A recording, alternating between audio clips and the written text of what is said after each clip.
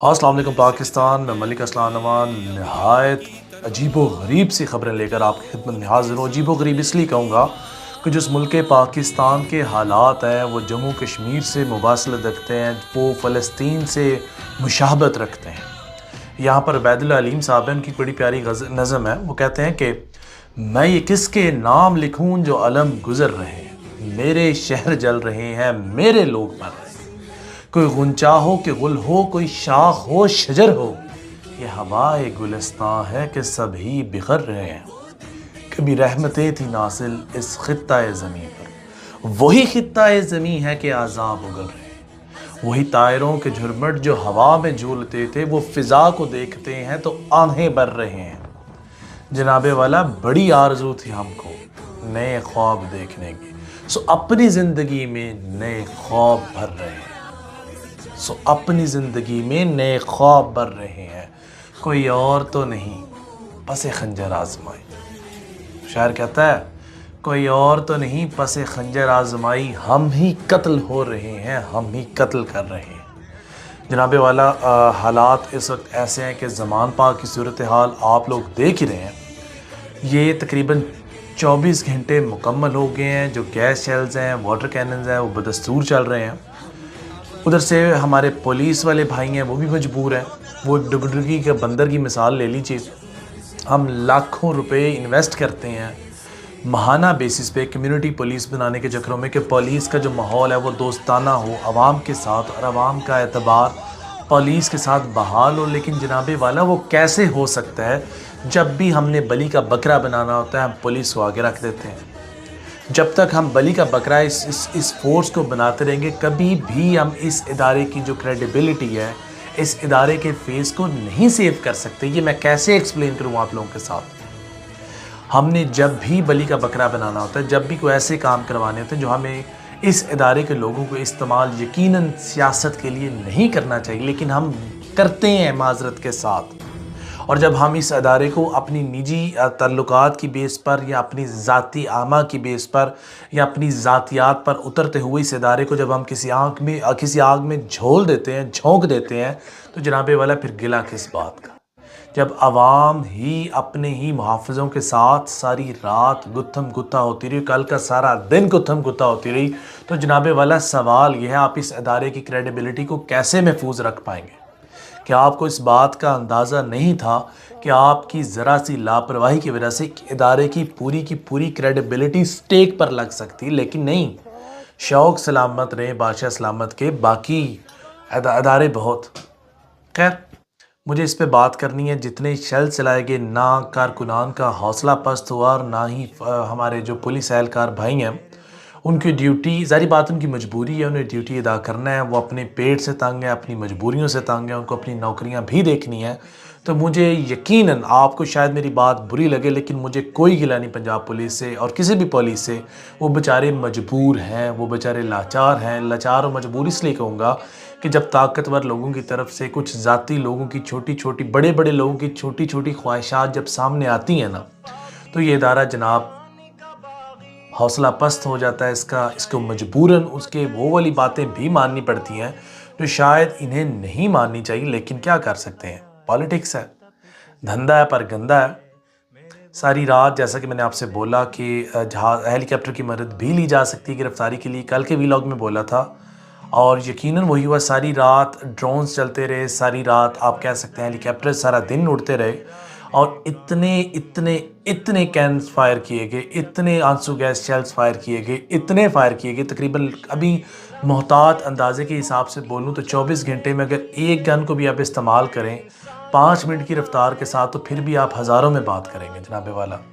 लेकिन इनको कौन समझाए कि ज़मान पार्क में सिर्फ एक इमरान खान नहीं रहता, उसकी गिरदन अवाम में आम अवाम रहते हैं, और अवाम का जीना बुरी तरह से महाल हो चुका है। लेकिन इनको कौन समझाए, इनको कौन समझाए कि कानून शुरफा की लौंडी नहीं।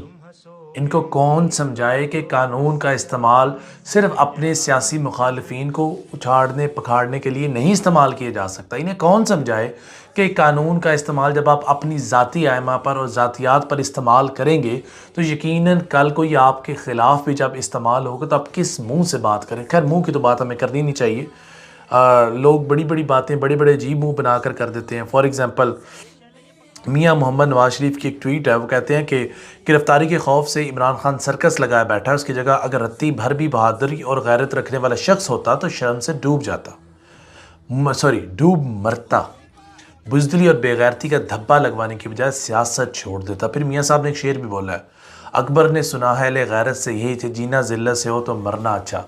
तो मियाँ साहब जितनी ज़िल्लत और रुसवाई आपको बैरून मुल्क में उठाना पड़ रही है, आप मेरे मुल्क पाकिस्तान के साबका प्राइम मिनिस्टर रह चुके हैं 3 दफ़ा, जितनी ज़िल्लत और रुसवाई इस मुल्क पाकिस्तान ने आपकी वजह से उठाई उसकी भी नज़ीर नहीं मिलती। लेकिन आप अपने ही भाई की हुकूमत पे कॉन्फिडेंट नहीं, आप अपने ही भाई की हुकूमत में वापस आकर अपने केसेस फेस नहीं करना चाहते, तो आप क्या एक्सपेक्ट करते हैं? बाकी आपकी इस ट्वीट से आपको 3 मिलियन रीच मिल गई, कॉन्ग्रेचुलेशंस।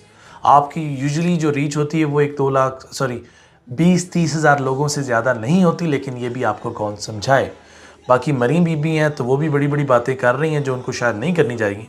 वो कहती हैं कि ऐसे हालात में इलेक्शन नहीं होंगे, तराजू के दोनों पलड़े बराबर करो पहले, फिर सुबह इलेक्शन करा दो। यानी कि बीबी डिटर्मिन्ड है, और जब भी बीबी आकर ऐसी बात करती है तभी कोई ना कोई ऐसा शोशा या तमाशा छूट जाता है या चल जाता है। लेकिन वो भी बीबी को कौन समझाए कि इतने टीयर गैस चला कर भी जितनी आवाम आपने अपने ख़िलाफ़ कर ली, लाहौर जो आपका बंकर था, जो आपकी बंकर जोन थी, जो आपकी टेरिटरी थी, उसके अंदर आकर एक शख्स बैठा हुआ है, उसके अंदर वो बैठकर आपको ललकार है। इसके बावजूद आपके सपोर्टर्स, देखिए मियाँ साहब की अगर मैं बात करूँ, जब मियाँ साहब नायल हुए थे तो ये उनकी सिक्योरिटी प्रोटोकॉल का एक ऑफिसर था, उसने ये बात मनो अन मेरे साथ शेयर की है। मैं उनका नाम अभी शेयर नहीं कर सकता। वो कहते हैं कि मियाँ साहब इस्लामाबाद से लाहौर तक 120 की स्पीड पर गाड़ी भगाते हैं, कहीं पे उनका इस्तकबाल नहीं हुआ, कहीं पे एहतजाज नहीं हुआ, किसी ने उनके बारे में बात नहीं की, और आज मियाँ साहब इतनी बड़ी बड़ी बातें करते हैं। लेकिन खैर मियाँ साहब तो मियाँ साहब हैं।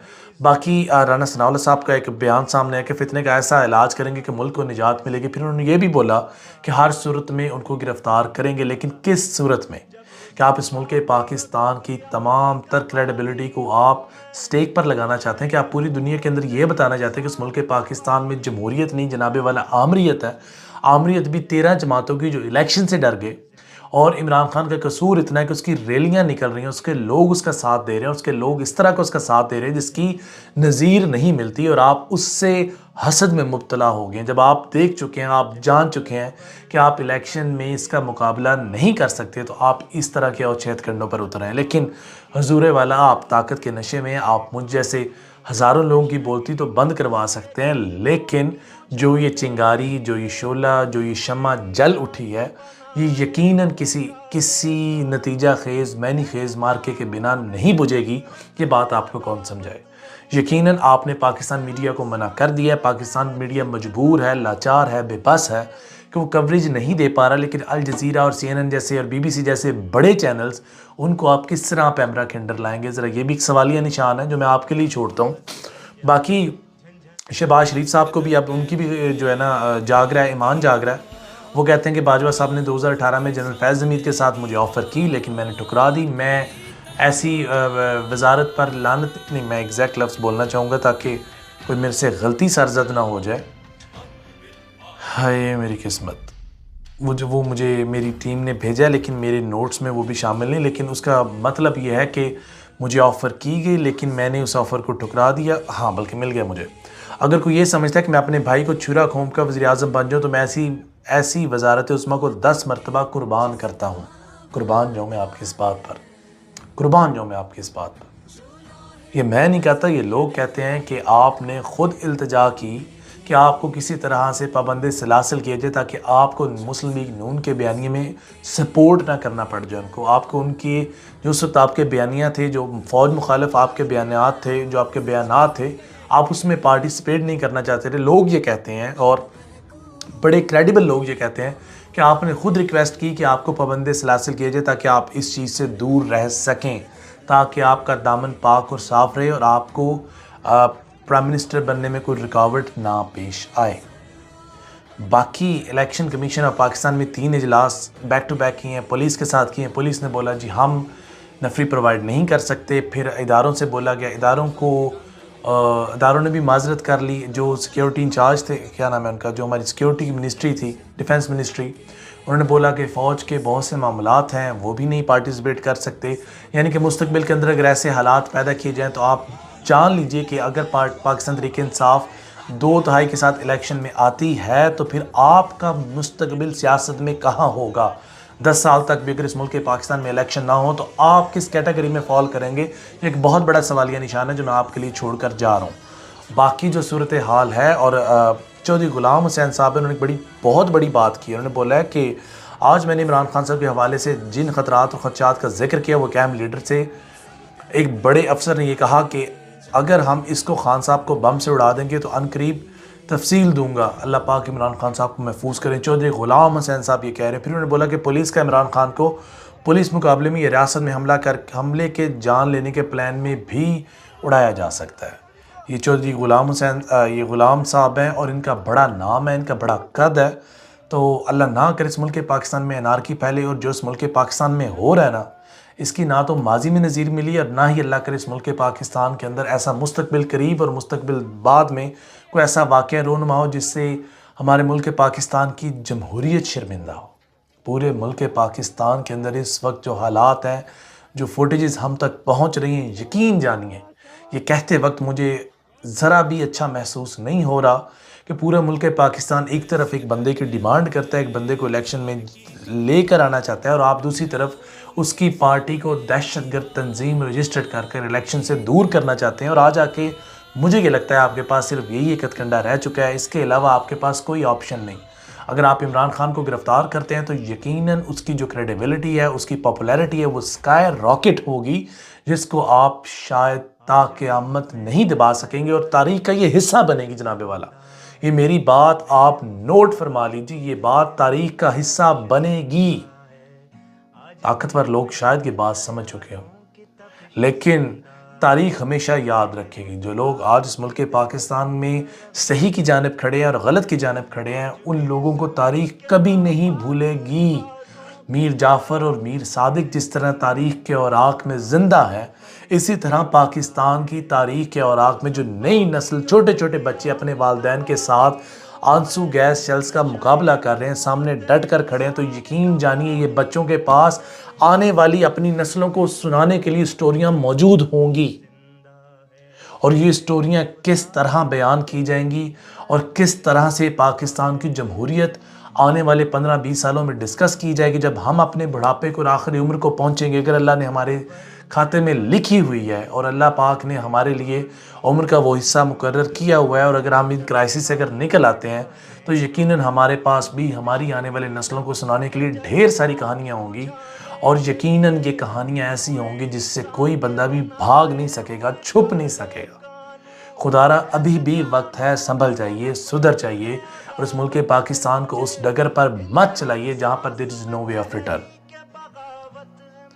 इमरान खान साहब का बयान है वो काफ़ी मानी खेज़ है, लेकिन वो 5 से 3-4 मिनट का बयान है, वो मैं भी चलाकर आपका मज़ीद वक्त ज़ाया नहीं करना चाहता क्योंकि वो बयान आपने सुन रखा है। लेकिन अगर वो बयान आपने सुन रखा है तो उसके अंदर वो कितनी ज़िम्मेदारी का मुज़ाहरा कर रहे हैं, और दूसरी जानिब ये हमारे इदारे मजबूर हैं, लाचार हैं, बेबस हैं, और इनकी बेचारगी और बेबसी का मुझे एटलीस्ट मैं रिगार्ड करता हूँ। ये मजबूर हैं बेचारे, इनका दिल नहीं है लेकिन ये मजबूर है।